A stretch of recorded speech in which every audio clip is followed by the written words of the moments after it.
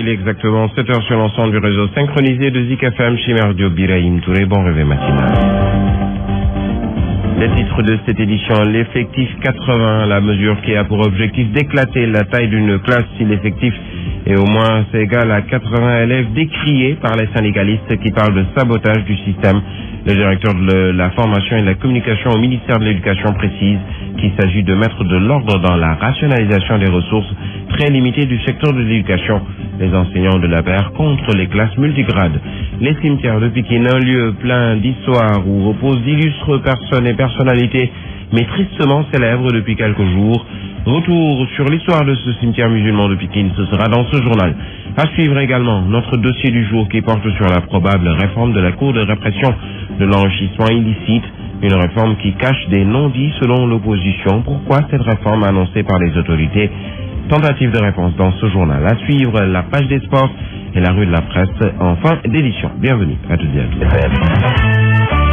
Bienvenue. L'effectif 80, une mesure prise récemment par le ministre de l'Éducation nationale, mesure qui a pour objectif d'éclater la taille d'une classe si l'effectif est au moins égal à 80 élèves. Certains syndicalistes crient au sabotage du système éducatif du côté des autorités par la voix du directeur de la formation et de la communication au ministère de l'Éducation. On précise qu'il s'agit là de mettre de l'ordre dans la rationalisation des ressources très limitées du secteur de l'éducation. C'est un compte rendu de Ndeye Dibenda. L'effectif 80 tombe de discorde entre syndicalistes et autorités. Le directeur de la formation et de la communication au ministère de l'Éducation lève l'équivoque et parle de confusion. La circulaire dit n'éclater les classes que lorsque vous avez des effectifs et donc supérieurs ou égaux à 80 élèves.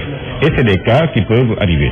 Donc je pense que la confusion, nous ne pouvons pas prétendre à la qualité, décrire la qualité un peu partout sur les murs et de dire oui, il faut des classes de 80 élèves. Cette mesure qui engage le moyen secondaire de l'ensemble des écoles publiques du Sénégal a fait l'objet de partage, selon Mohamed Diagne, ce que refute catégoriquement le secrétaire général du CUSEMS.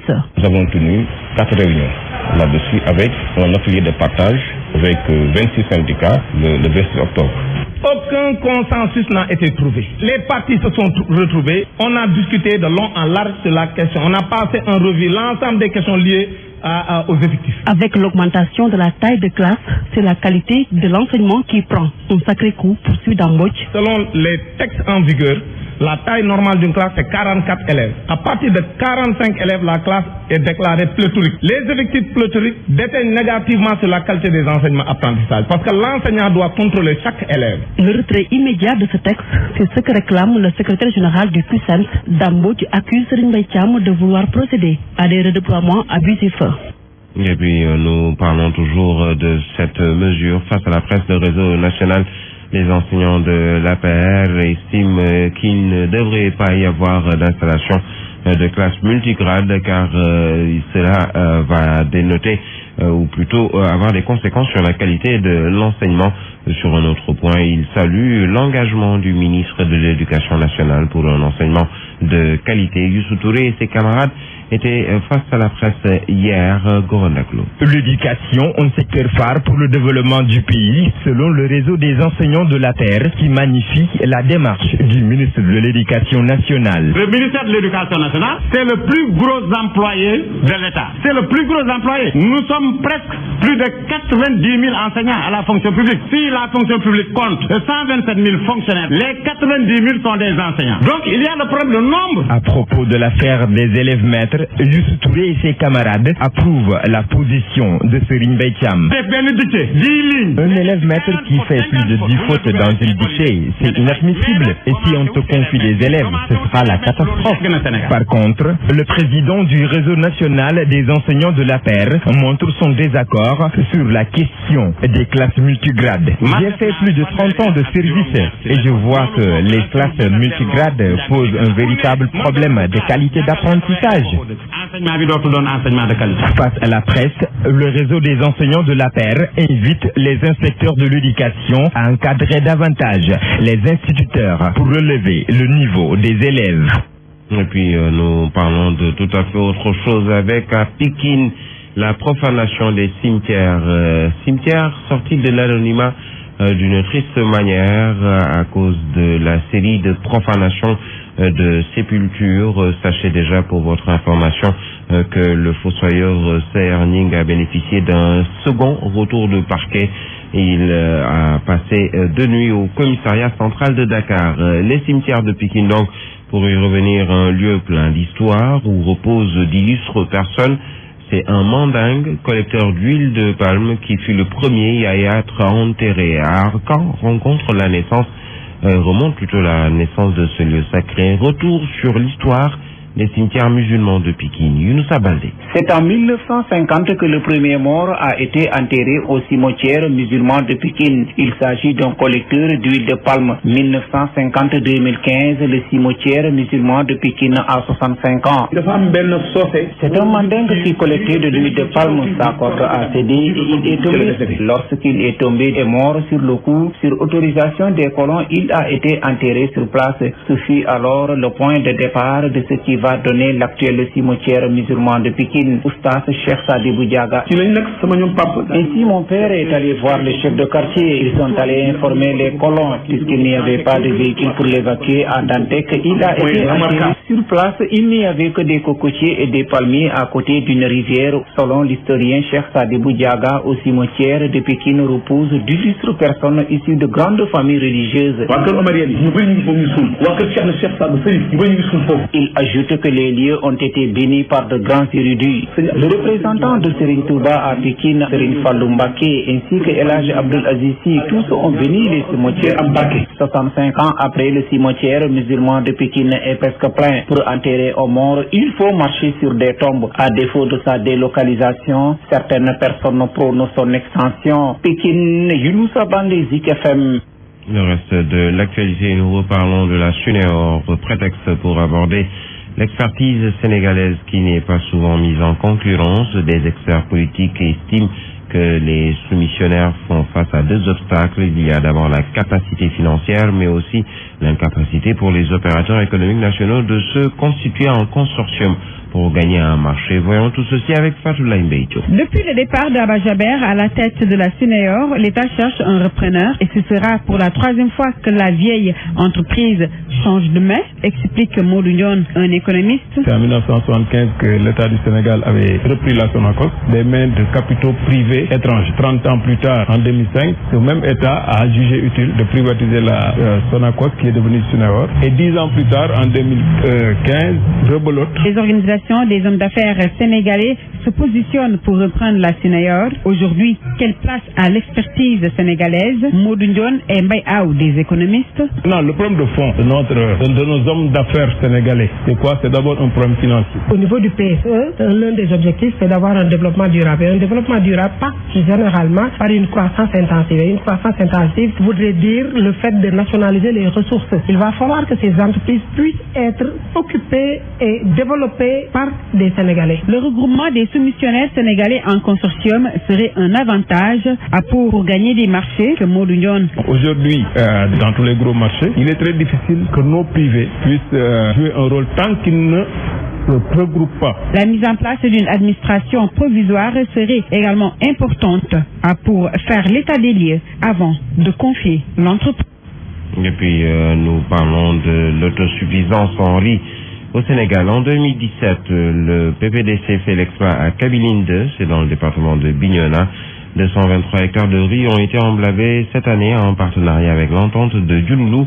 Une évaluation participative de cette campagne rizicole 2015 a réuni à Kabiline plusieurs organisations paysannes de la sous-région. Correspondance à Abdourahmane Diallo. La moisson du riz sera la bonne cette année dans plusieurs localités de la région sud du pays et cela c'est à l'image de Kabiline 2. Dans cette localité, le PPDC en partenariat avec l'entente de Djouloulou a réussi un grand exploit. 223 hectares de riz ont été emblavés cette année, d'où la satisfaction totale du responsable chaîne de valeur du PPDC, Ousseynou Konaté. Avec une grande satisfaction, on a vu en fait un peu les résultats. On a vu qu'on n'a pas de problème. Le PPDC a initié à Kabiline 2 une journée d'évaluation participative de la campagne rizicole 2015. Une occasion pour les organisations paysannes de la région de visiter les périmètres exploités. Le président de la ZAC de Ziguinchor est impressionné au sortir de cette visite.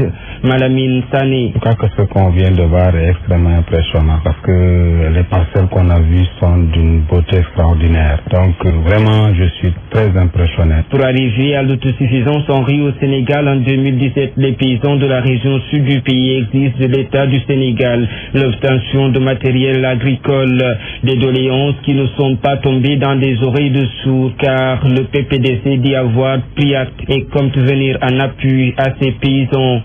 Abdourahmane Diallo, Bincona, Zik FM. Retour à Dakar dans sa banlieue suite à la sortie des membres du comité communal de Mbao en charge de la bourse familiale pour dénoncer les non-ayants droit qui figuraient sur ces listes. La délégation générale à la protection sociale et à la solidarité nationale s'est rendue dans cette localité à Mbao, visite qui a permis à la responsable du programme national de bourse de sécurité familiale d'exiger une transparence afin d'écarter toute personne qui est soupçonnée de fraude. C'est un compte rendu de Idrissa Diémé.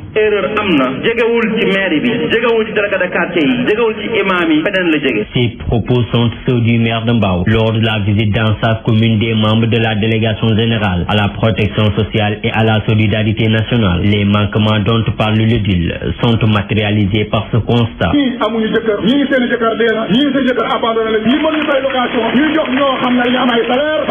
En guise de réponse, la déléguée générale Antassar n'est pas allée en quatre chemins.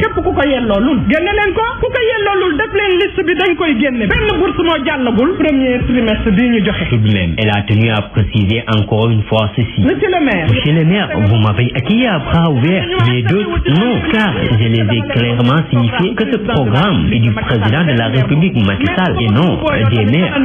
Du coup, la réclamation du comité communal de Mbao en charge de la bourse familiale a été reçue par la délégation générale. Sans doute, les critiques de fraude vont cesser dans cette commune. Idrissa Diémé à Mbao, Zik FM. En tout bref, l'association des handicapés dénonce les manquements notés dans l'application de la carte d'égalité des chances selon ses membres qui était en assemblée générale à Grand Médine. Beaucoup de choses restent encore à faire sur le plan de l'éducation, du transport, mais aussi de la santé. Pour le président de cette association, il faut un engagement fort des autorités afin qu'elles puissent bénéficier davantage aux handicapés. Et puis le sable marin manque terriblement à Saint-Louis, c'est dans le nord du Sénégal. Les autorités administratives de la ville ont fait fermer l'unique carrière de sable située à Gandiol qui permettait aux camionneurs, entrepreneurs, aux propriétaires de bâtiments et autres ouvriers de s'adonner à leur activité de construction. Les camionneurs et vendeurs de sable sont les premiers à dénoncer une telle situation qu'ils jugent arbitraire et qui, selon eux, bloque tout dans la vieille ville. Je vous le disais en titre, nous en arrivons au dossier de ce jour. Le président Macky Sall en a parlé lors d'une interview accordée tout dernièrement à une chaîne française. Lors du vote du budget du ministère de la Justice, le garde des Sceaux, interpellé, n'a pas été affirmatif, mais n'a pas été non plus contre une réforme de la CREI, la Cour de répression de l'enrichissement illicite. L'idée commence donc à germer et même à faire son bonhomme de chemin. Pourquoi réformer? Qu'est-ce qui a amené les défenseurs de la Cour de répression de l'enrichissement illicite tant décriés à revoir leur position? C'est l'objet du dossier signé Salif Kebessaro. L'idée d'une réforme de la CREI est de plus en plus agitée par ces temps qui courent. De passage à l'Assemblée nationale pour le vote de son budget, le garde des Sceaux a aussi abordé cette possibilité. Une requête jadis demandée par des hommes politiques et des défenseurs des droits de l'homme. Maître Hassan Dioma Ndiaye et Moustapha Cissé Lo. Nous avions alerté, malheureusement nous n'avons pas été entendus et aujourd'hui tout le monde semble revenir à l'évidence. J'avais dit mon sentiment parce que tel que fonctionne la CREI, j'avais des problèmes et je l'avais dit en son temps. La déclaration du ministre de la Justice estimant qu'aucune porte n'est fermée pour une éventuelle réforme est différemment appréciée. Si pour la LD c'est une bonne chose, Moussa Sarr. Je pense quand même que c'est une idée pertinente. J'ai entendu certains s'opposer à cette volonté des autorités de réformer la CREI, mais pour notre part, nous pensons que c'est une idée pertinente et qu'il faut apporter les réformes nécessaires à toutes les institutions, y compris la CREI. Le PDS pense tout à fait le contraire et se pose même des questions. Fatou Thiam. J'ai posé la question au ministre de la Justice en lui disant pourquoi avoir peur de réformer la CREI, surtout presque à la veille des élections. Peut-être qu'ils ont peur d'être traqués par cette même juridiction que nous avons toujours décriée comme étant une juridiction illégale. Aujourd'hui, je pense que pour leur crédibilité, ils n'ont pas quand même le droit de réformer cette juridiction. Alors, qu'est-ce qui a changé entre-temps pour que l'actuel pouvoir soit plus nuancé dans ses propos? Maître Assane Dioma Ndiaye. On est mal à l'aise quand on est rappelé à l'ordre par des experts internationaux. Ça gêne, notamment aujourd'hui le Sénégal aspire à des ambitions énormes sur le plan international. Que non, selon l'honorable député Moustapha Cissé Lo, qui soutient que c'est parce que l'actuel pouvoir s'est finalement rendu compte qu'on pouvait la parfaire. Le pouvoir, c'est quoi? C'est écouter tout le monde. Si beaucoup critiquent, il faut regarder le rétroviseur.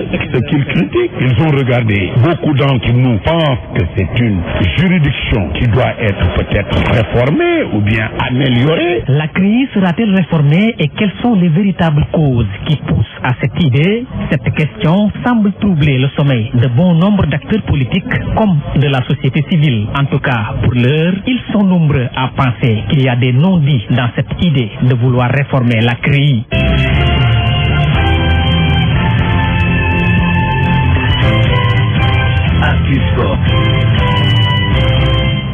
Nous l'accueillons dans ce studio à 7h19 pour la phase des soins. Bienvenue, bonjour. Bonjour Birahim, bonjour à tous. Nous démarrons avec la Coupe d'Afrique des Nations des moins de 23 ans. Comment puiser de la motivation dans la déception pour les Lions du Sénégal? C'est l'équation à deux inconnus que doit résoudre le staff technique le Sénégal qui espérait tant jouer la finale et remporter enfin pour une fois cette CAN qui refuse apparemment de rentrer dans le pays. Pourtant, les protégés de Serigne Saliou Dia en avaient largement les capacités compte tenu de ce qu'ils ont montré au premier tour et même dans la demi-finale perdue face au Nigeria. Il s'agit aujourd'hui, malgré cette grande déception des joueurs, de se relever très vite et trouver la motivation nécessaire pour refaire le coup de la première journée de cette CAN qui voyait le Sénégal dominer l'Afrique du Sud par 3-1. Cette deuxième manche est plus importante parce qu'elle ouvre les portes de Rio, les JO de 2016 Sénégal-Afrique du Sud. Demain samedi, pour la petite finale, la grande se jouera, elle, entre le Nigeria et l'Algérie, qui sont déjà à Rio. Alors, il faudra un bon mental pour gagner demain face à l'Afrique du Sud. C'est le coach du Guédiawaye Football Club qui parle ainsi. Pour Youssouf Dabo, il n'y a pas 4 solutions et les joueurs n'ont pas d'autre choix que de se relever très vite pour se donner des chances de remporter ce match demain face à l'Afrique du Sud. Youssouf Dabo est ici avec Aïcha Kamara. Je pense qu'il faudra évacuer la déception très rapidement. Savoir qu'il y a un objectif aussi important qui est là, même si gagner la CAN, pour moi en tout cas, ça aurait été une belle consécration pour cette équipe. Malheureusement, on n'a pas réussi à atteindre la finale, mais il faut rebondir très rapidement et penser à la qualification au JO. Ce sera un autre match parce que là, ils savent qu'eux aussi, ils ont la possibilité d'accrocher une place pour les JO. Donc ce sera vraiment un match différent en tout cas de match, du premier match. Mais il faut se préparer en conséquence. Je pense qu'on a un groupe capable d'accrocher cette troisième place. Mais comme je l'ai dit tantôt, si on rumine en tout cas cette déception de l'élimination jusqu'au jour du match, ça va être très compliqué de s'en sortir. Voilà, alors nous parlons de tout à fait autre chose, avec de la lutte. Un tournoi des ténors démarché par l'association Aziz Ndiaye et Gaston Bang. Depuis l'ouverture de la saison officielle, les promoteurs semblent marquer le pas. Les affiches concoctées jusque-là sont rares, surtout les grandes affiches des VIP. Aujourd'hui, on semble inaugurer l'ère des tournois et l'association chez les promoteurs, puisque Aziz Ndiaye et Gaston Beng se donnent la main pour un tournoi à 4, mettant aux prises 4 VIP, comme on les appelle. C'est Modulo, c'est Yekini, c'est Bombardier, c'est aussi Balla Gaye 2. Et c'est enfin Eumeu qui sont ciblés. Seulement le leader de Taïchinga a décliné l'offre, Pape Maguette. La saison de lutte 2015-2016 sur le point d'être sauvée. Après des lenteurs notées pour le montage des grandes affiches, certains promoteurs sont prêts à sauver cette saison en ficelant de grands combats. Une coalition entre Aziz Ndiaye et Gaston Production est en gestation pour une organisation d'un grand tournoi de ténor. Ces deux promoteurs ont jeté leur dévolu sur Yekini, Balla Gaye 2, Bombardier, Eumeu Sène et Modulo. Chacun pourra empocher 50 millions de francs CFA pour les combats des demi-finales, plus 50 millions pour les finalistes.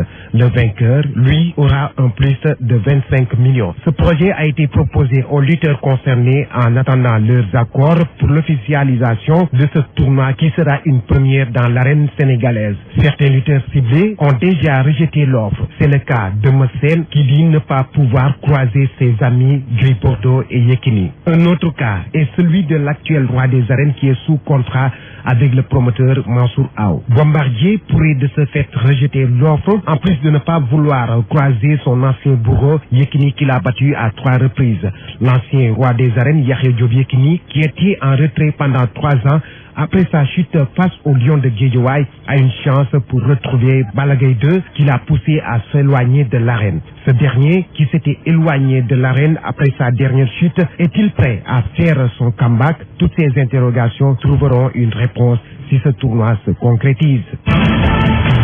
Voilà, on verra par Maguette si Aziz et bien sûr Gaston réussiront à justement monter ce tournoi à 4.